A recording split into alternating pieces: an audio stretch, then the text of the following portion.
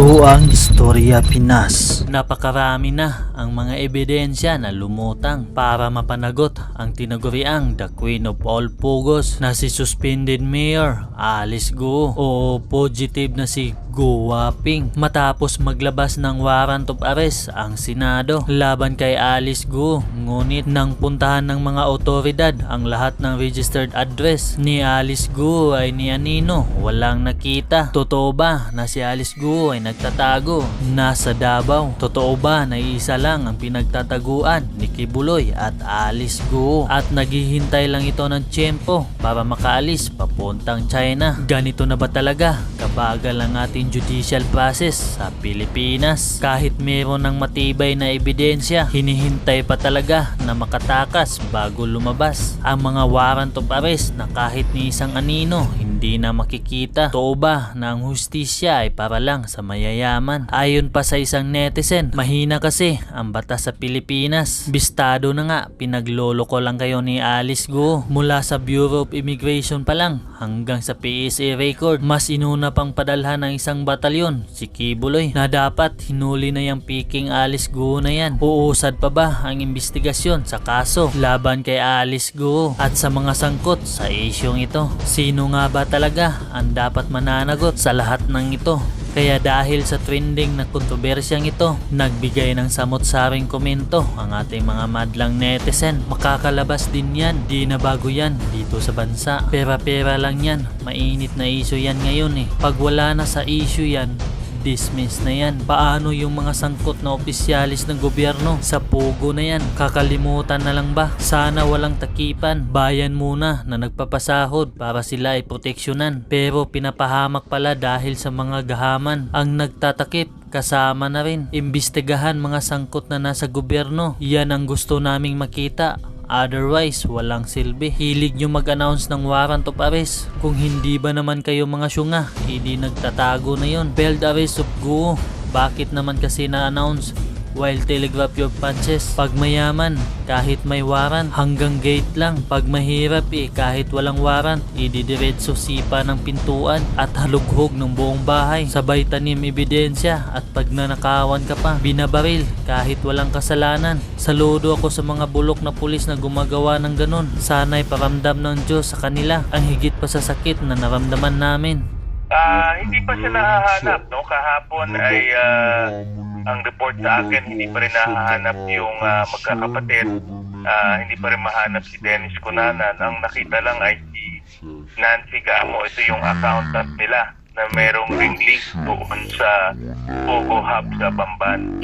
Kaya ang obviously nagtatago itong mga taong to. Nagtatago sila at hindi sila nagpapahanap. Pinuntahan kasi ng mga tracker teams yung lahat ng registered addresses ni Alice Guo at ang kanyang pamilya. Marami kasi siyang registered addresses. Meron sa Valenzuela, meron sa Tarlac, meron sa Marilao, meron sa QC. Marami siyang registered addresses, no? Lahat ito naman ay pinuntahan at binigyan ng arrest order, pero walang nakikitang Guo Waping doon. So ibig sabihin, pwede na nating i-conclude na nagtatago si Mayor Guo. Kasi baka sabihin niya, hindi niyo na ako naabutan. Nandito ako sa bahay ko, napapahinga, hindi tayo nagkita eh. Well, buong bansa ay alam na merong arrest order eh. Last Friday pa, binabalita na ito. Nung Sabado, inirelease yung arrest order at pinag-usapan rin ito nung pagdinig ng Wednesday. Kaya pagdating sa impormasyon, alam ng buong bayan na mayroong arrest order. At yung formal na dokumento, Saturday, Sunday ay pinaikot para i-receive nung kanyang mga registered addresses. Pero hindi nga siya makita at wala talagang taong nakikita, no, kung hindi yung mga helper doon. Ako nakikita ko nagtatago talaga siya, nag-evade siya ng arrest. Pero ang tanong, Sen, andi dito pa kaya sa Pilipinas? Sa impormasyon namin, nandito pa siya. Hindi na siya makakaalis gamit yung ating mga paliparan, yung ating mga airport.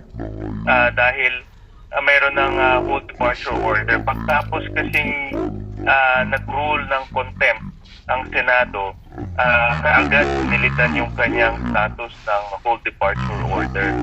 At hindi siya makakaalis ng bansa natin gamit yung mga airports natin dahil hihintuin siya ng immigration officer. Baka Sa po impormasyon namin, nandito pa naman siya. Okay. Baka po nasa ospital. Di ba isabi niya ang excuse niya, she's not feeling Oo. well, she's stressed, Traumatized she's siya. wrong. O baka nasa ospital po, hindi ko kaya. Dapat nagpaalam siya ng gano'n, no? Pwede naman yung kanyang doktor mag-release ng medical certificate. Kung legitimate naman yung kanyang karamdaman, pwede mag-release ng medical certificate yung kanyang doktor para mabigyan tayo ng impormasyon. Ang problema, 2 days na nag-iikot yung mga tracker teams natin, walang nakikita eh.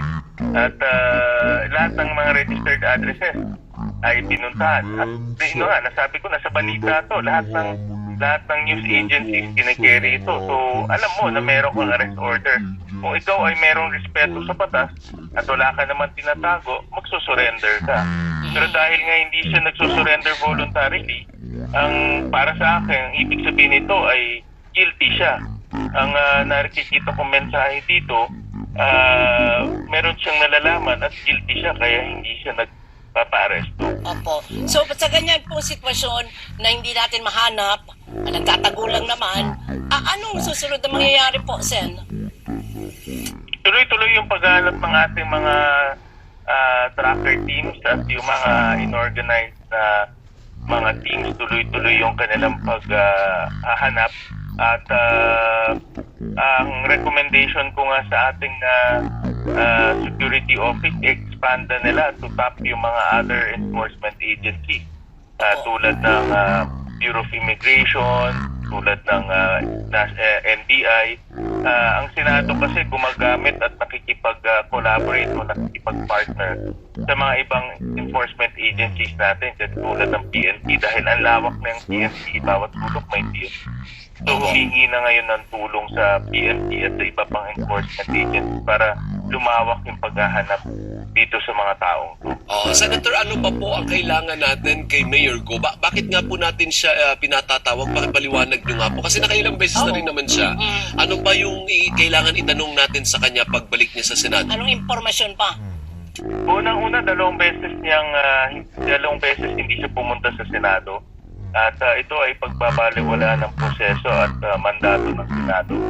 Para sa akin, pagwawalang respeto rin sa institusyon at kailangan pumunta siya kung siya ay naimbitahan. Pangalawa, doon naman sa kanyang sulat na ibinigay sa Senado, wala naman siyang lehitimong dahilan kung bakit hindi siya makakapunta. Nagbigay siya ng mental health problem pero wala namang doctor certificate. So, kaya katakataka na meron kang condition pero walang doktor na mag-certify sa'yo. At pangatlo, maraming yung AMLAC report na napaka-importante dahil ito ay isa sa pinakamahalagang aspeto nitong POGO ay hindi pa ngayon pa lang nabuksan at personally ako gusto kong matanong sa kanya kung saan nanggaling yung perang pumapasok sa kanyang bank account at kung bakit hindi niya rin i-report to sa kanyang income statement at sa kanyang tax returns. Gaano kalaki yun, Senator? Gaano kalaki yun yung natuklasan rin yung pera niya? Wala akong eksaktong number ngayon pero sigurado akong bilyones o bilyones yung mga pumapasok at lumalabas sa kanyang account. Grabe, At hindi ko pa lang makuha ngayon yung exact number pero yun yung mga lalabas sa pagdinig sa susunod na panahon. Ibig sabihin, Senator, parang may pagkukulang din yung AMLA. Kumbaga, late na umaksyon, nalabas na yung pera. Oh. Hindi pa naman nagkaroon ng freeze order last Thursday yata or Friday. Naglabas ng Port of Steel ng freeze order para ma-freeze yung mga assets. Hindi lang naman sa kanya kundi yung mga iba pang mga partners niya sa POGO. So may freeze order na ngayon at naka-hold na itong mga assets at cash itong mga taong to. Pero ang nakikita kong dapat matanong yung kasi since 2017, 18, marami ng perang pumapasok doon. Saan nanggagaling yung pera?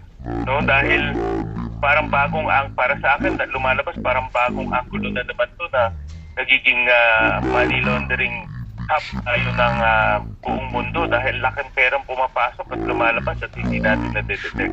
At yan din isang bagay rin na titignan natin. Bakit, tama ka Alvin, bakit hindi ka agad nakita ng mga bangko?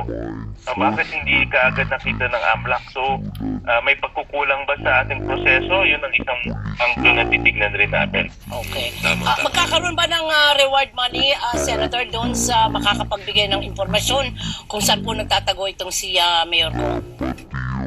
Wala pa namang ganun na pag-uusapan, Doris. Sa ngayon ay tuloy-tuloy yung mga tracker teams na sa paghahanap. At ang aking panawagan sa kanya, mag-voluntary surrender na siya. Dahil madalas din naman sabihin na wala siyang kinalaman.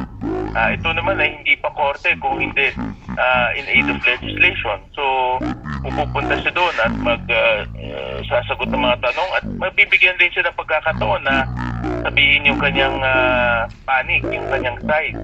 At ganun rin sa mga ibang tao. Lalo na kay Dennis Cunanan na 2 beses inimbitahan pero hindi nagpakita. Kaya ito yung pagkakataon sa kanila para magbigay ng kanilang panig. Parang narinig ko yung kahapon yung abogado ni Cunanan. Ano sabi? Na mukhang attend sila sa next na hearing. Okay. Kaya hindi na raw kailangan yung arrest order, Senator.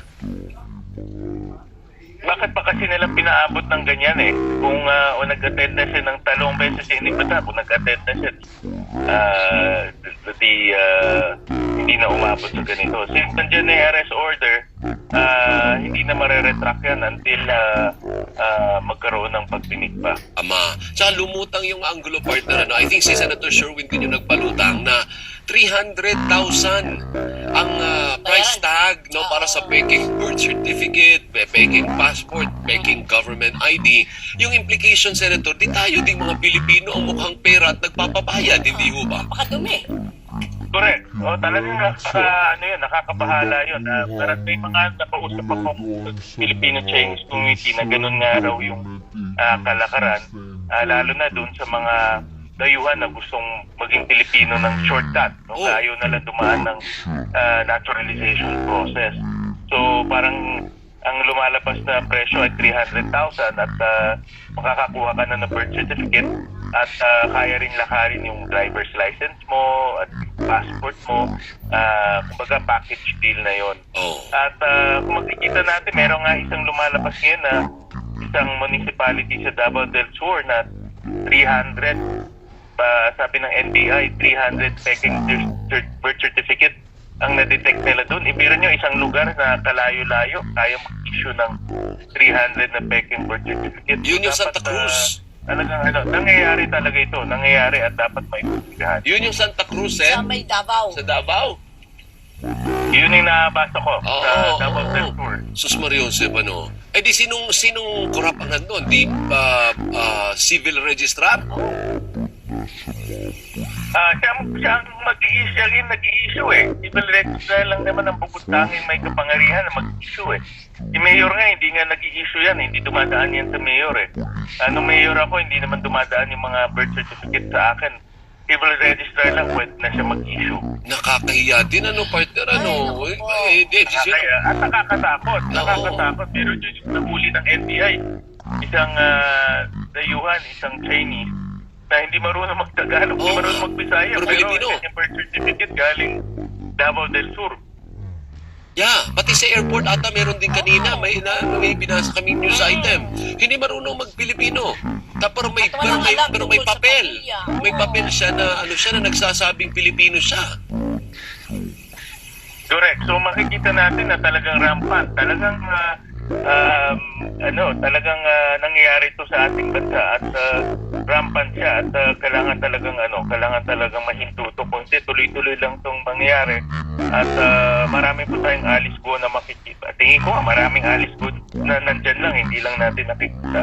Sige po, pangwakas po natin anong panawagan, yung personal yung panawagan kay Mayor Go. Dahil after nyo kakausapin namin yung lawyer niya, Senator Winnie. Go ahead. Sa akin, Alvin, Doris, alam na ng buong bansa na mayroong arrest order at dapat respetuhin niya ang batas, ang proseso at mandato ng Senado at pwede naman siya mag-voluntarily surrender sa mga otoridad at